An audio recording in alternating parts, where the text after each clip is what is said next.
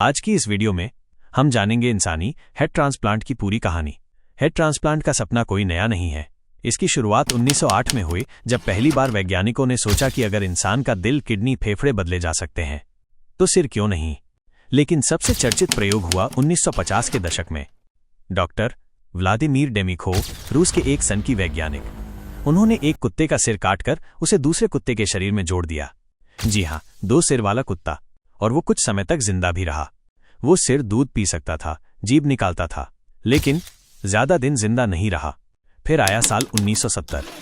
Doctor Robert white, America के एक neurosurgeon, उन्होंने भी ऐसा ही प्रयोग बंदरों पर किया। एक बंदर का सिर काटकर दूसरे बंदर के शरीर में लगाया गया, पर स्पाइनल कॉर्ड को जोड़ना असंभव निकला। सिर जिंदा था, आंखें खुली थीं, लेकिन शरीर काम नहीं कर रहा था। वैज्ञानिक बोले, हम सिर तो जोड़ सकते हैं, लेकिन इंसान को दोबारा जिंदा नहीं बना सकते। इसके बाद एक और चौंकाने वाला प्रयोग हुआ इंसान पर। डॉक्टर कैनेवेरो जानते थे असली परीक्षा अब शुरू होगी, तो उन्होंने अगले चरण के लिए चुना चीन को, जहां मेडिकल रिसर्च पर किसी तरह की सख्त पाबंदियां नहीं थीं। चीन की एक मेडिकल टीम के साथ मिलकर 2017 में 2 इंसानी लाशों पर दुनिया की पहली इंसानी हेड ट्रांसप्लांट सर्जरी की गई। दोनों लाशों के सिर काटे गए और एक का सिर दूसरे के शरीर पर जोड़ा गया। सर्जरी में लगा 18 घंटे का समय, 36 डॉक्टर और 100 से ज्यादा मेडिकल स्टाफ।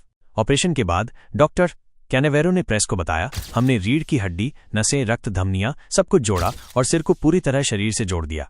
उन्होंने कहा, यह सर्जरी पूरी तरह सफल रही। अब हमारा अगला कदम है इसे जिंदा इंसान पर आजमाना। 2015 में एक नाम दुनिया भर में वायरल हुआ, डॉक्टर सर्जियो कैनेवेरो, इटली का न्यूरोसर्जन। उसने ऐलान किया, मैं इंसान का पहला हेड ट्रांसप्लांट करने जा रहा हूं। उसका प्रोजेक्ट था heaven, head anastomosis venture with न्यूरोट्रांसफर।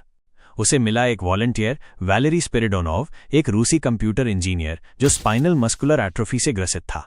उसका शरीर कमजोर था, लेकिन दिमाग पूरी तरह ठीक। वैलेरी तैयार था मरने के लिए, बस एक नए शरीर में जीने के लिए। लेकिन मेडिकल दुनिया डर गई। किसी ने सर्जियो को मेडिकल फ्रॉड कहा, किसी ने मैनिपुलेटर।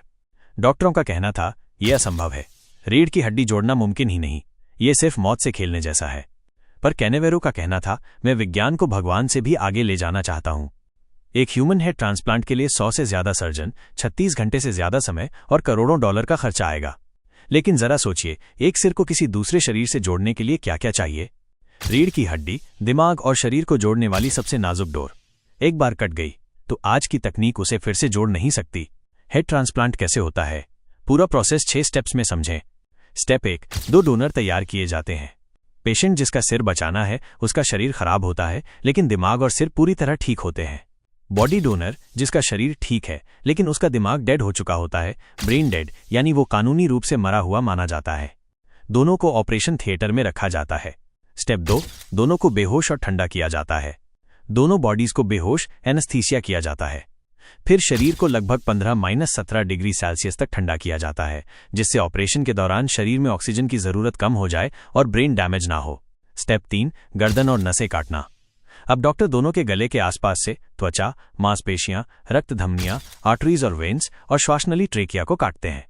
इसके बाद रीढ़ की हड्डी, स्पाइनल कॉर्ड को बेहद सटीकता से एक खास नैनो कटिंग तकनीक से काटा जाता है।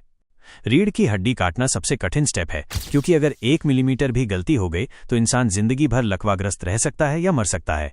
स्टेप 4, सिर को नए शरीर से जोड़ना।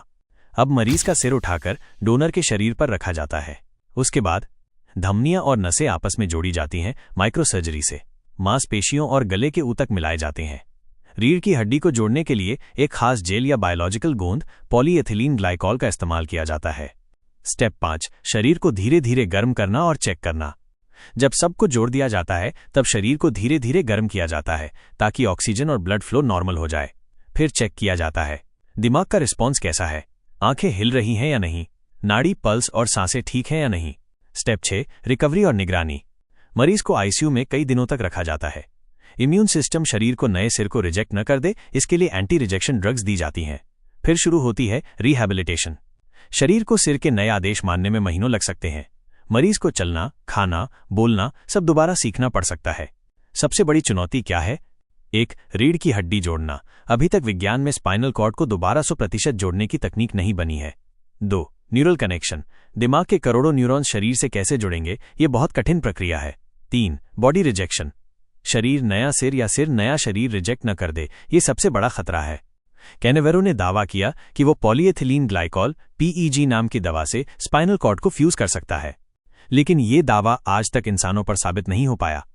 जब शरीर किसी बाहरी अंग को रिजेक्ट कर देता है उसे ऑर्गन रिजेक्शन कहते हैं।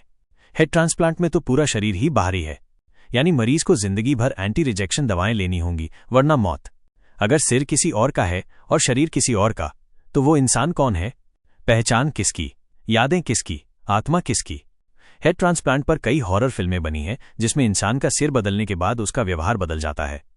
कई केस स्टडीज में देखा गया है कि हार्ट ट्रांसप्लांट के बाद मरीजों की पसंद नापसंद, सपने और इमोशंस तक बदल गए। तो अगर पूरा शरीर बदल जाए तो इंसान की आत्मा कहाँ जाएगी? कुछ लोगों का मानना है आत्मा शरीर में नहीं, दिमाग में होती है। पर सवाल ये भी है, अगर आत्मा दिमाग में है और दिमाग किसी और शरीर में चला गया तो वो नया शरीर किसका हुआ? आज भले ही हेड ट्रांसप्लांट मुमकिन न हो, पर जिस रफ्तार से टेक्नोलॉजी बढ़ रही है, कुछ भी नामुमकिन नहीं। Neuralink, brain computer interfaces, AI, synthetic nervous systems, इन सबके मिलने से एक दिन ऐसा आ सकता है जब इंसान अपनी मौत के बाद एक नया शरीर चुन सके या फिर अपने दिमाग को किसी मशीन में अपलोड कर सके। सोचिए, आप कभी नहीं मरेंगे, बस शरीर बदलते रहेंगे जैसे कपड़े। हेड ट्रांसप्लांट एक सपना है, एक डर है और शायद भविष्य की एक हकीकत भी। सर्जियो कैनेवेरो का सपना अधूरा रह गया, लेकिन उसने एक बहस शुरू कर दी। क्या हमें ऐसा करना चाहिए? क्या हम भगवान के काम में दखल देने की कोशिश कर रहे हैं, या फिर ये इंसान की अमरता की पहली सीढ़ी है? अब मैं आपसे पूछता हूं, अगर आपको मौका मिले तो क्या आप नया शरीर अपनाना चाहेंगे? नीचे कमेंट में जरूर बताइए। और अगर आपको ये वीडियो पसंद आया हो तो लाइक, शेयर और सब्सक्राइब जरूर करें। अगली बार हम बात करेंगे क्या इंसानी दिमाग को कंप्यूटर में अपलोड किया जा सकता है। तब तक के लिए दिमाग तो अपना है, लेकिन सोच बदलती रहनी चाहिए।